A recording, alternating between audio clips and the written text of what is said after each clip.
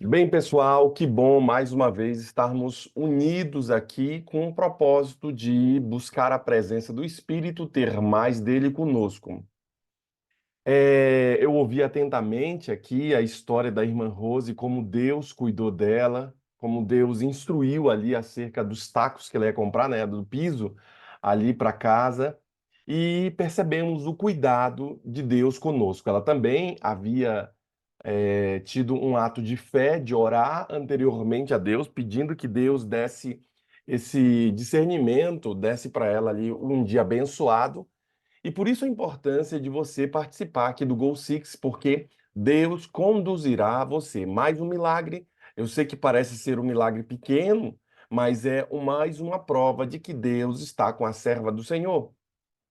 Quando nós olhamos ali para a natureza também, como é o caso da irmã Nice, olhamos para a natureza, também percebemos o cuidado de Deus. Como é bom estar pregando aqui e vendo ali aquela imagem, né, naquele vídeo lá da irmã Nice, vendo ali a natureza. Isso é importante e nos faz acreditar como Deus é bom e como Deus está cuidando de nós. Eu fico feliz em poder estar pregando aqui, olhando ali, que seja por uma telinha, aquele ambiente tão gostoso lá. Nice, aonde é que é esse lugar? Esse lugar é aonde, Nice?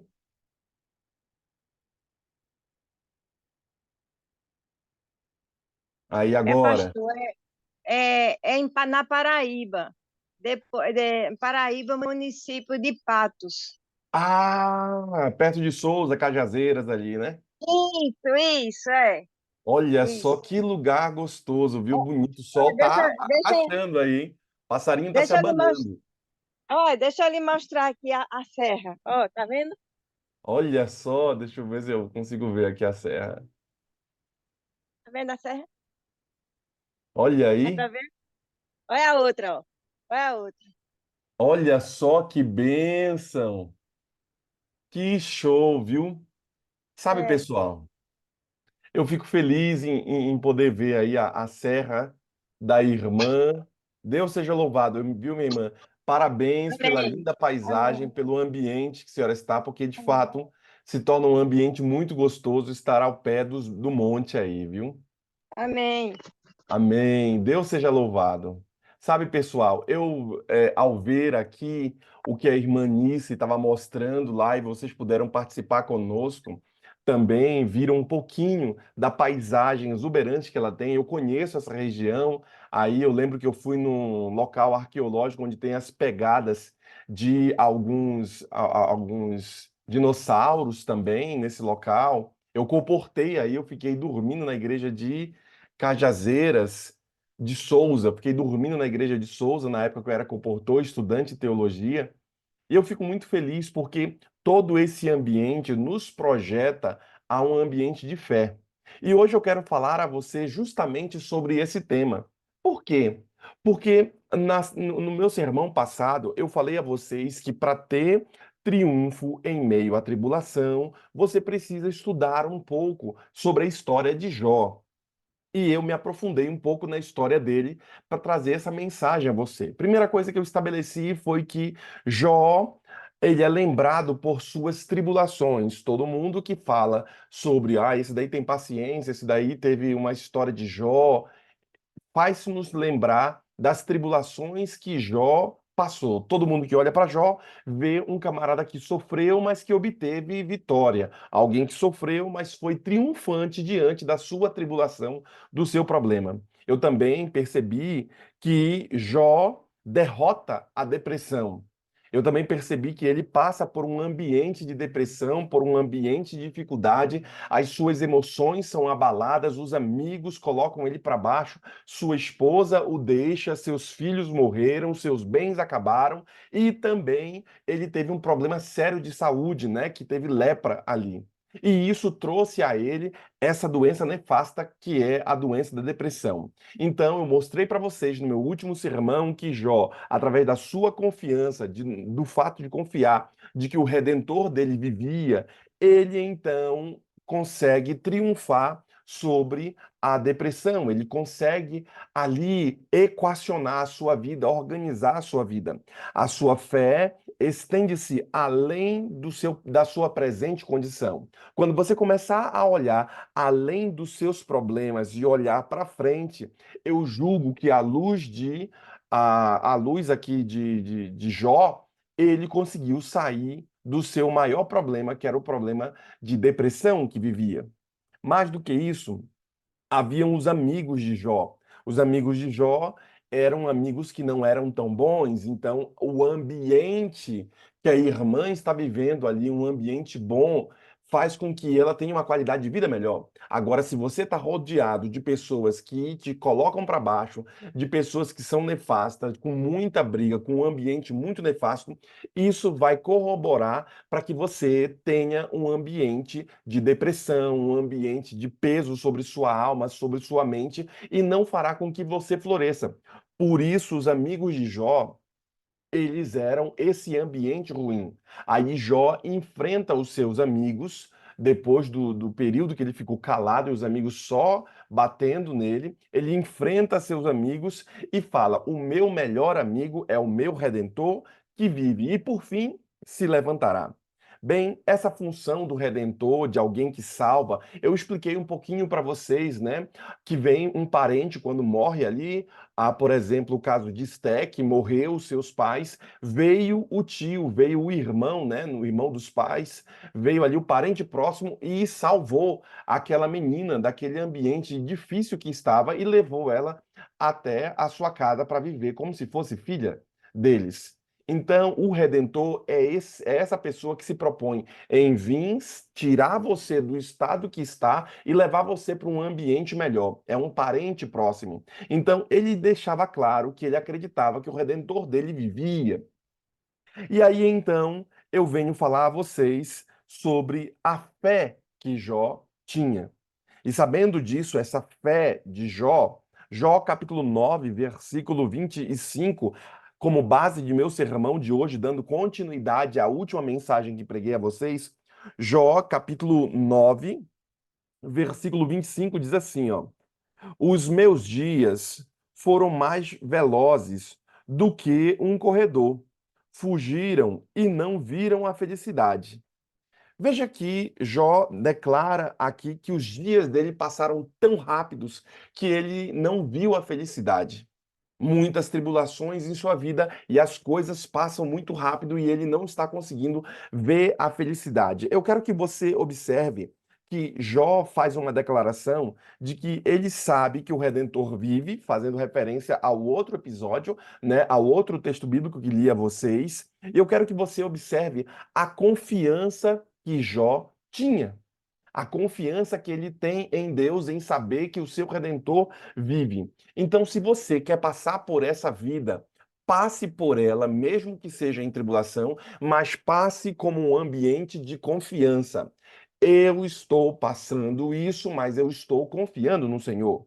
Sabendo disso, Cristo é o nosso Redentor. E eu quero que você compreenda que Cristo, por ser o seu redentor, ele vai ajudar você. Há um texto bíblico no livro de Gálatas, capítulo 3. Deixa eu abrir aqui para vocês. Gálatas, capítulo 3. Deixa eu abrir aqui. Essa minha Bíblia, no final, tem um monte de coisa. Gálatas, capítulo 3, versículo. Gálatas 3, versículo 13. Diz assim, ó. 13. Cristo nos resgatou da maldição da lei, fazendo-se ele próprio maldição em nosso lugar, porque está escrito: Maldito todo aquele que for pendurado no madeiro. Então, perceba que Cristo veio e nos resgatou e se colocou no nosso lugar. Cristo é o nosso redentor. Ele vem. O que a lei dá? A lei de Deus, ela só dá uma coisa, ela só dá pedrada, dizia o meu professor de teologia. Quando você olha para a lei de Deus, você olha como alguém que está te acusando. Não matarás, não furtarás, não dirás falso testemunho contra o próximo. Então a lei só existe para acusar, para jogar pedra. em nós e nos dizer que estamos de fato em pecado. Imagine como Bullion declarava em seu livro: a Bíblia é como se fosse um espelho, certo? Que mostra para você, que acusa que você está sujo. O pecado é como se fosse a sujeira que está no seu rosto. E você, ao lado desse espelho, você tem uma bacia de água. Então você olha para o espelho, você vê que você está sujo, você vai lá na bacia d'água e lava o seu rosto. E agora você olha novamente para o espelho e o espelho acusa de que você está limpo. Então, é um fato de que Cristo é o nosso redentor, ele vem e nos salva. Então, antes de você procurar solução em qualquer outro ambiente, antes de você procurar solução nos médicos, nos psicólogos, procurar solução ali nos remédios, nos antidepressivos, procurar solução em qualquer outro lugar, que tal você procurar solução em Deus? Que tal então você começar a estudar as coisas do Senhor? Eu tenho aqui uma série de livros aqui em casa que falam sobre, por exemplo, a reforma de saúde. Dentre esses livros que falam sobre reforma de saúde, existe várias coisas que você deve fazer para curar o seu ambiente físico, mental e emocional, né? O seu ambiente físico, mental e espiritual. Os livros da nossa casa publicadora, elas são estabelecidos, pelo menos os livros de saúde, estão estabelecidos nessas três áreas: na área espiritual, na área mental e na área física. Essas três são os três tripés, são os três pés que seguram a fé de um cristão. E por isso a importância de você trabalhar o seu corpo, de você trabalhar a sua mente, de você trabalhar o seu espírito também. Sabendo disso, entendendo esse panorama que Jó nos declara, ele sempre acreditava que viria o Redentor e o salvaria. Eu ainda vou mais além. O livro de Romanos, Romanos capítulo 3, Romanos capítulo 3, versículo 24, assim declaram. Veja o que a palavra nos diz aqui, Romanos 3, versículo 24. Romanos 3, versículo 24 diz assim: sendo justificados gratuitamente por sua graça, mediante a redenção que há em Cristo Jesus. Ou seja, somos salvos, somos justificados justamente pelo quê? Por sua graça. Deus se coloca no nosso lugar, ele é o nosso redentor. Eu ainda vou no livro de Apocalipse, por exemplo, lá no finalzinho, Apocalipse capítulo 5, versículo 9, diz assim, ó, 5, versículo 9. Deixa eu virar mais uma página aqui. 5:9. Olha o que a palavra nos diz. E entoavam um novo cântico, dizendo: digno és de tomar o livro e de abrir os selos, porque foste morto e com o seu sangue comprastes para Deus. Comprastes para Deus os que procedem de toda a tribo, língua, povo e nação. Veja que mais uma vez o texto bíblico reforça de que Deus comprou o seu povo, Deus se coloca no lugar do seu povo, Deus entende seu povo, Deus compreende sua luta, Deus está vendo os seus problemas, Deus está vendo sua tribulação, Deus se coloca no seu lugar, Deus entende o que você está sofrendo. Por isso, hoje é o momento para você estabelecer a fé em Deus, para você ser guiado por esse poder que pode transformar tudo. Eu chamo você para compreender esse ato de fé da seguinte forma: o único edifício construído de cima para baixo é o edifício da fé. De fato, quando você constrói um edifício, sempre é com as bases, né? O de baixo para cima, você coloca os pilares e vai construindo um prédio, mas o único edifício que se constrói de cima para baixo é o edifício da fé. Então, se você quer construir algo duradouro, comece construindo como um ato de fé. E eu já expliquei para vocês como é que funciona esse negócio de fé. Quando você. Fé é acreditar naquilo que você não está vendo. Então, o pedreiro, ele, quando olha aquela casa, ele acredita e já consegue ver a casa toda construída, mesmo que ela não esteja ali. O pedreiro faz um ato de fé ao acreditar na sua própria imaginação como será aquela casa. E eu quero também que você, como um ato de fé, comece a acreditar nas coisas que você tem, que você quer. Sabe? Há um autor que ele declara que nossa mente ela é iconizada, ou seja, vou falar para vocês assim, não pensem numa Ferrari vermelha. Todo mundo pensou e eu pedi para não pensar. Não imagine, não pense uma bicicleta amarela. Não pense, por exemplo, em Jesus Cristo lá do filme. Aquele senhor de cabelo comprido, roupas brancas, ou mesmo sujo, ou na cruz. Não pense nisso. E você acabou pensando. Por que você pensou, mesmo quando eu estava dando para você uma noção clara de que não deve pensar? Você pensou porque a sua mente ela é iconizada. Esse autor, ele declara que é importante que você faça orações terapêuticas. E como é que ele diz essa oração terapêutica? Você precisa imaginar ali Jesus Cristo andando, por exemplo, eu imaginei certa vez, eu estava andando com Cristo e eu imaginei Jesus do meu lado e eu contando algumas histórias para ele e eu sentei perto de numa praia, perto de uma fogueira, sentamos, eu estava assando marshmallow ali, comendo com Jesus e contando a história. Eu imaginei Jesus ao meu lado. E eu fiz com que a minha mente começasse a exercitar um ato de fé, como se Jesus estivesse do meu lado. Sabe, vários estudiosos já fizeram análise desse ambiente de fé e eles colocaram as pessoas dentro daquelas máquinas de leitura leitura das sinapses humanas, e quando falava sobre coisas de fé, coisas de Deus, e eram perguntados, acendia uma luz aqui no glóbulo frontal. Acendia ali uma centelha elétrica, justamente nesse glóbulo frontal. E eles diziam que esse é o ambiente da fé, esse é o ambiente de Deus, e Deus trabalha justamente nesse ambiente aqui. Por isso que toda vez que fala sobre coisas de Deus, é esse ambiente que se desenvolve, que cresce, que melhora. Sabe por que eu estou falando isso? Porque exercitar o ato de fé vai garantir a você ter o triunfo na tribulação. Exemplo, quando você não conhece nenhuma pessoa que teve vitória, tudo é mais difícil.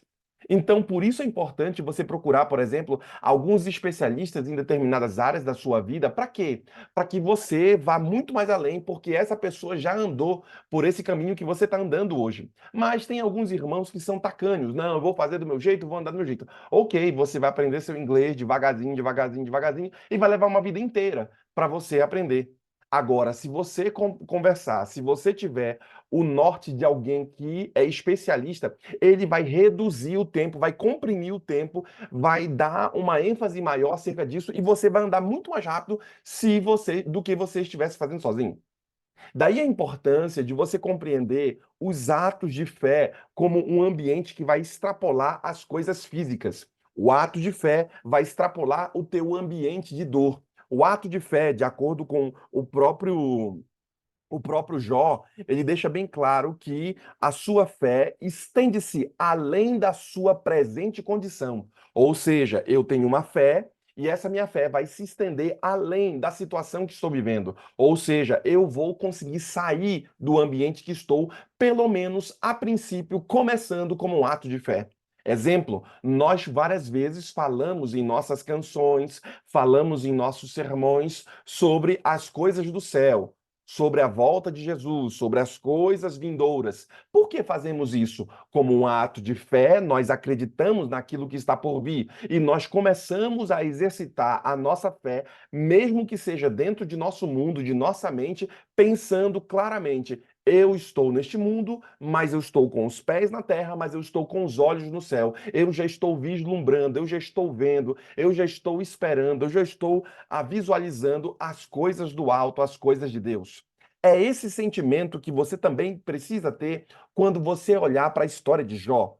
Jó compreendia que Deus viria e salvaria a ele. O meu redentor vive e por fim se levantará. Você também precisa ter essa consciência clara de que Deus não está deixando você órfão. Deus não está deixando você ao acaso. Deus está vindo e vai se colocar no seu lugar. Exemplo, eu estou padecendo por problemas aqui em minha casa. Talvez seja essa a sua luta. Eu estou padecendo problemas com o meu filho, problemas de saúde, problemas na área financeira, problemas na área emocional, problemas no meu casamento, problema na minha saúde, em qualquer outra área que você esteja padecendo os problemas que são comuns aos seres humanos. Então, que tal hoje você, antes de mais nada, não sair da sua casa sem ter a presença de Deus e chamar Ele para ser o seu redentor, o seu substituto, o seu salvador. Lembre-se de que nós sempre falamos, inclusive quando as pessoas vão batizar, eu sempre digo: você aceita Jesus Cristo como seu Salvador e Senhor? A pessoa diz sim. Você também aceita Jesus Cristo como o seu Senhor, aquele que manda em você? Esse que é o grande ponto. Muitas pessoas aceitam o céu, aceitam as ruas de cristal, aceitam as bênçãos que Deus vai dar, Deus é bom, Deus é misericordioso, e isso tem seu lugar. Agora, também aceitar Jesus Cristo como Senhor, não só como Salvador, mas como Senhor da minha vida, agora que eu aceito como Salvador, Ele manda em mim, eu agora vou fazer aquilo que Ele quer. Veja, querido irmão, que ele vive para sempre. Cristo vive para sempre. E Apocalipse capítulo 1, versículo 17 e 18, também falam sobre esse aspecto de ter alguém que vive para sempre. Se ele vive para sempre, então ele conhece tudo. Então não há o que temer. Coloca na mão de Deus e vai. Tá sangrando, vai sangrando mesmo, mas faz o que é preciso ser feito. Apocalipse capítulo 1, versículo 17. Diz assim, ó. 17. Quando o vi, caí aos seus pés como morto. Porém, ele pôs sobre mim a mão direita, dizendo: Não temas, eu sou o primeiro e o último. E aquele que vive, e estive morto, mas eis que estou vivo pelos séculos dos séculos, e tenho a chave da morte e do inferno. Veja que a palavra deixa claro aqui que Jesus Cristo se coloca como esse que está vivo, esse que tem a chave, esse que consegue desbloquear tudo, ele tem a chave de tudo, esse que estava morto e não foi aprisionado pela morte e agora vivo está. Então você pode tocar em Deus, você pode ir até Ele, você pode se achegar ao Senhor. Por quê? Porque a palavra deixa claro que Ele vive. Vejam, queridos. Eu não estou falando aqui e talvez você esteja me ouvindo e parece assim, eu já sei desse negócio de que Deus vive, Deus está bom. Jó estava passando por problemas terríveis em sua vida.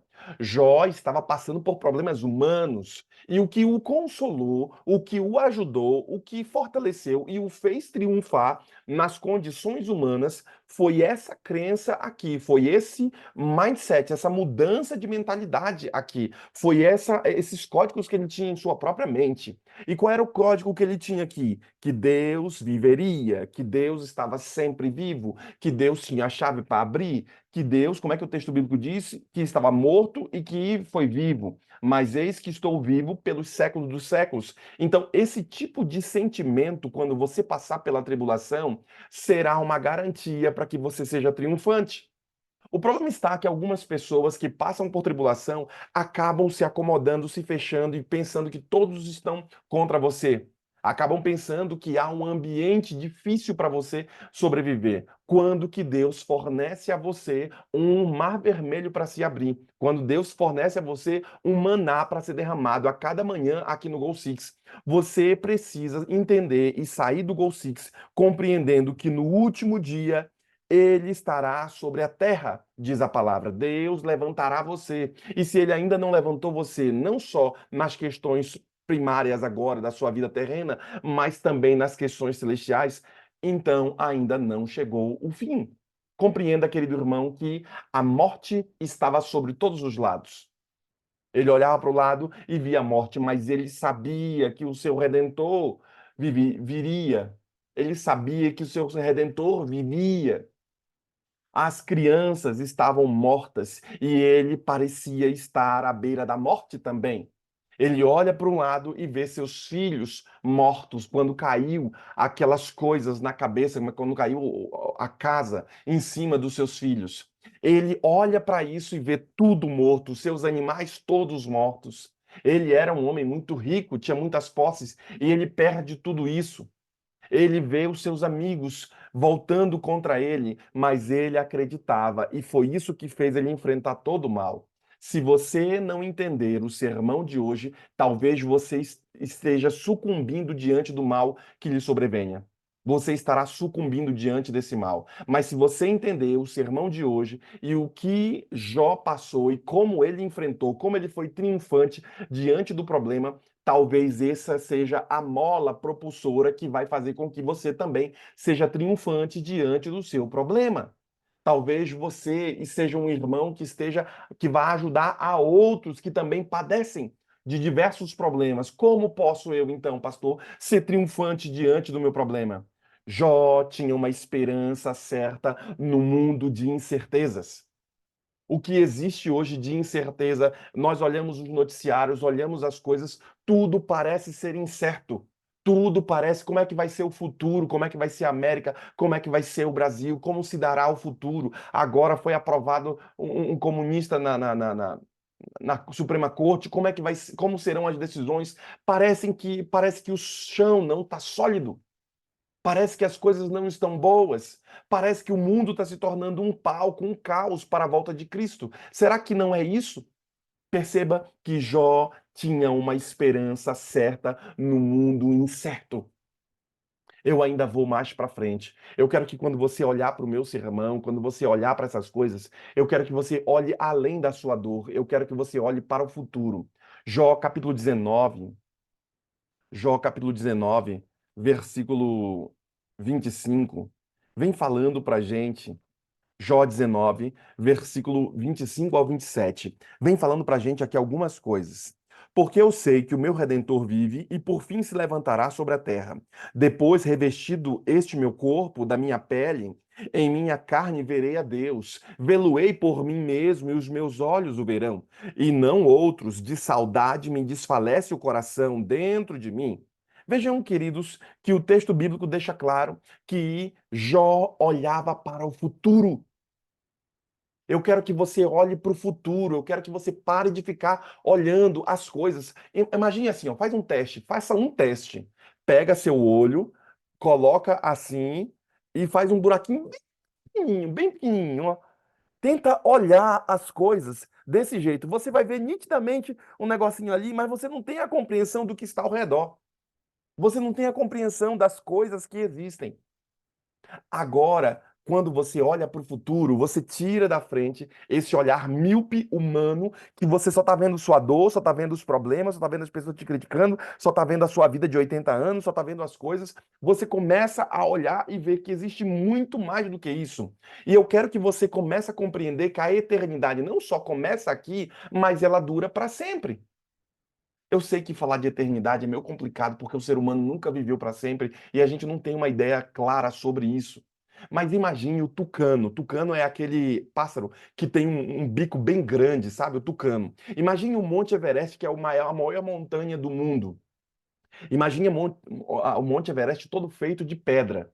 E esse Monte Everest todo feito de pedra, o tucano dá uma volta no mundo todo e ele vai lá e tchum, afia o bico. Ele vai lá e tchum, mais uma volta no mundo, tchum, afia o bico. E dá outra volta no mundo, tchum, afia o bico e vai de novo dando outra volta ao mundo durante um ano. Cada vez o tucano vai fazendo isso de ano após ano. Quando a montanha do Everest tiver acabado de tanto o tucano amolar o bico e ela se desgastou tanto, aquela montanha cheia de pedra, então terá passado o primeiro segundo da eternidade. Você percebe que eu estou fazendo a eternidade por analogia, para que você compreenda que é muito tempo. Então, 80 anos não vai ser nada comparado ao que nós vamos viver. Então, eu quero que você tenha um olhar para o futuro, eu quero que você olhe além da sua dor, porque tem uma galera que está aprisionada em sua própria dor, em seu próprio problema. Olhe além, porque isso vai garantir você sair do estado que está, do buraco que está, da espiral do silêncio. Sabendo disso, em minha carne verei a Deus, o próprio Jó declarou. Ele não viu a Deus, porque Jesus Cristo não voltou ainda, mas ele tinha uma plena consciência de que eu verei a Deus em minha própria carne, ou seja, o olhar dele estava para o futuro, o olhar dele estava além da sua condição de dor, porque quem vive de condição não prospera, quem vive de propósito, esse é o irmão que vai passar. Quem fica, eu não tenho condição de fazer isso, não tenho condição de fazer aquilo outro, não tenho condição disso, não sei o quê, eu não sou bom nisso, vive de condição, eu sei, já sei o seu futuro, você vai ficar aí do mesmo jeito. Agora, se você vive de propósito, eu não tenho condição, mas eu tenho um propósito claro, vou fazer isso, vou melhorar minha vida nesse aspecto, vou melhorar nesse sentido, então eu julgo que você é o irmão que vai melhorar. Por isso, ele não ficava olhando para sua própria carne, para sua condição, mas nem para o que os amigos falavam, mas ele olhava para quê? Para Cristo, porque de lá vem o socorro. O nosso socorro vem de quem? Do Senhor. Os montes de Sião não se abalam e eles permanecem para sempre. Nós confiamos nessa fortaleza. Por isso, não confie nos ambientes políticos, nos agentes políticos, não confie na sua própria saúde, não confie na sua própria mente, não confie no seu próprio coração, porque a Bíblia diz que seu coração é enganoso. Não confie na sua sombra. Confie em alguém que você sabe que não muda. Quem? Deus. Eu proponho você substituir a confiança ou a autoconfiança na confiança que vem do alto, na confiança em Deus. Por isso ele declara: em minha carne verei a Deus, seu redentor. Era Deus e eles são um só, um e o mesmo. Redentor e Deus eram o mesmo. A quem eu verei por mim mesmo, ele declarava, eu verei com os meus próprios olhos. Eu quero ver o meu Salvador antes de todos. Ele fazia essa declaração. Tudo que está envolvido no futuro de Jó foi com base nisso. Por isso, a obra completa do Redentor encontra-se, né, em Romanos capítulo 8. Eu não vou ler agora porque o tempo não me permite, mas a obra completa do Redentor que vem salvará a humanidade encontra-se em Romanos capítulo 8. E por isso Jó já estava certo da ressurreição dele. Mesmo que eu morra e eu não estou percebendo mais a minha própria vida, porque ele acreditava naquele ambiente que ele iria morrer, eu sei que o meu Redentor vive e por fim se levantará, vai me salvar. Nós também podemos estar certos, queridos irmãos, quando nós buscamos a presença do Senhor. 1 Coríntios capítulo 15 vem falando especificamente sobre estar certo quanto a esse ambiente de Deus. Por isso eu termino meu sermão aqui para que a irmã Maria Miranda esteja orando. Eu termino minha mensagem falando a vocês que você precisa de fato encontrar um amigo, encontrar Deus como seu amigo, como era o caso de Jó. Encontre o amigo de Jó, querido irmão, encontre Deus. Eu quero também que você experimente a fé que Jó tinha. Experimente um pouco dessa fé de olhar para o futuro e não ficar aprisionado na sua própria dor, porque muitos estão sendo levados a problemas emocionais porque estão sendo aprisionados em sua própria dor. Mas também eu quero que você compartilhe o futuro de Jó. Eu não posso terminar meu sermão sem fazer de você alguém missionário. Pega essa mensagem aqui, pega qualquer outra mensagem que você viu que é de extrema relevância. Compartilhe a fé que Jó teve. Passe adiante, faça com que outras pessoas recebam a porção da graça, recebam a porção de bênção em sua própria vida. Por quê? Porque eu quero que você compartilhe o futuro de Jó. Compartilhe que o Redentor virá e ele salvará Jó e salvará você também. É esse o sentimento que você tem que ter quando você participar do Goal Six de hoje. Por isso eu convido você a estar conosco e participar como um ato de fé. Veja o que o autor declara. Um povo cuja fé se petrificou é um povo cuja liberdade perdeu. Se você não quer perder sua liberdade, então comece a estabelecer um ato de fé para o futuro. Eu me considero uma espécie de sementeiro, sabe? Agricultor, como a Bíblia diz, né? Então eu estou jogando sementes. Em algum momento, essas minhas mensagens, essas sementes que eu estou jogando, vão começar a crescer no coração de vocês, vão começar a abençoar outras pessoas. Não sei quem, não sei como, mas eu estou me propondo a ser um sementeiro. E eu convido você para também ser um agricultor junto comigo. Assim como nosso pai é um agricultor, que você também seja um agricultor, que você comece a espalhar boas novas, que você comece a espalhar salvação, que você comece a espalhar bênção, que você convide outras pessoas para estar no Goal Six, que você convide outras pessoas para estarem aqui assistindo, participando e crescendo na presença do Senhor. Por quê? Porque somos do quê? Sementeiros. Somos do quê? Somos agricultores. Ouça essa oração que a irmã Maria Miranda estará fazendo. E enquanto a serva do Senhor estiver orando, eu quero que você se una a nós em oração também, porque Deus vai falar com você nesse momento. Vamos orar. Querido Pai, muito obrigado, Jesus, por Muito essa obrigado. linda mensagem, Senhor Deus. Muito obrigado, Jesus. Senhor, oh Senhor, nós ficamos imaginando que nem Jó, Senhor Deus, quanto ele sofreu. Senhor, só o Senhor mesmo, Pai, para dar força para que as pessoas que estão sofrendo, que passam pelo sofrimento, Senhor Deus, como o Jó, passa às vezes com tristeza, mas estando em pensamento somente em Ti, Jesus, e confiando somente em Ti, Jesus. Que o Senhor, cada dia, Senhor, nos dê força para nós Te servir e andar no Teus caminhos. Ao nós ir para o nosso trabalho, Senhor, que o Senhor vai com nós no nosso pensamento, Senhor Deus. Que as pessoas possam ver o brilho de Jesus na nossa face, Senhor Deus. Que cada dia, Senhor Deus, nós possamos ter o desejo ardente, Senhor Deus, de andar no teus caminhos, Pai.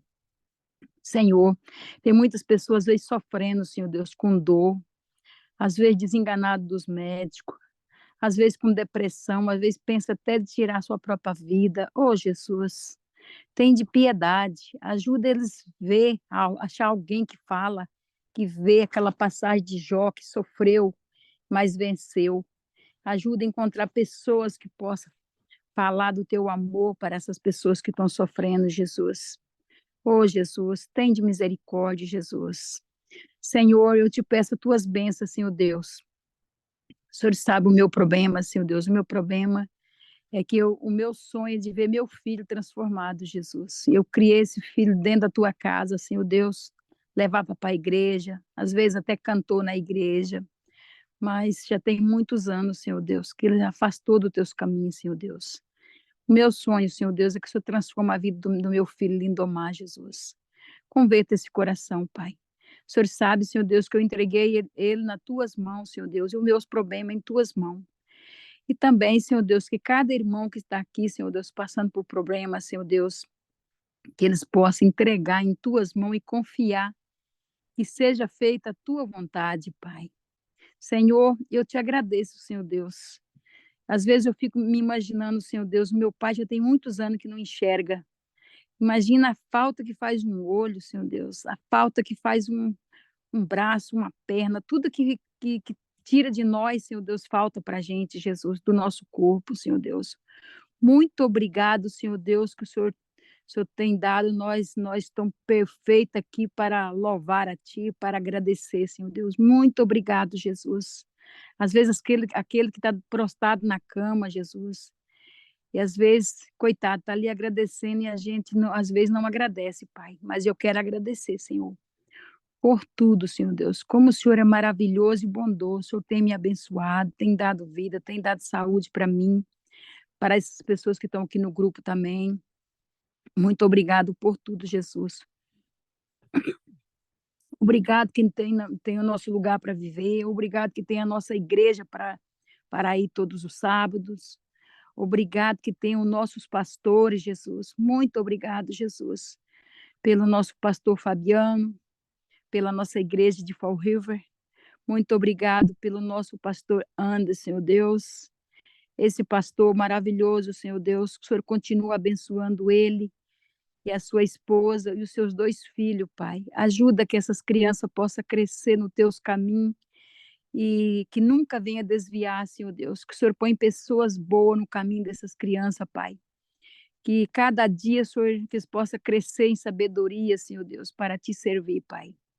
Que o Senhor abençoe esse lar ricamente, Senhor Deus, e abençoe as pessoas com quem o pastor anda, Senhor Deus, convive, Senhor Deus, que nem as suas igrejas, Pai, os seus membros das suas igrejas, os seus vizinhos, Senhor, abençoe ricamente ele, Senhor Deus, e toda a sua família, Senhor Deus. Também, Senhor Deus, te peço essas bênçãos, Senhor Deus, pela Rose, Senhor Deus, que tão bondosamente está aqui todos os dias, Jesus. Cuida dessa tua serva, do seu esposo, do seu filho, e da sua filha, e do seu genro, e de toda a sua família, Pai.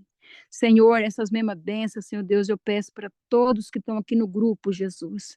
Visita, Senhor Deus, o lar de cada pessoa aqui representada neste momento, Jesus. Que o Senhor possa ajudar, Senhor Deus, que cada dia possa sentir o desejo de te servir melhor e andar nos teus caminhos. Eu te peço essas bênçãos sobre a minha filha também, Jesus. A minha filha está sempre aqui no grupo, Senhor Deus.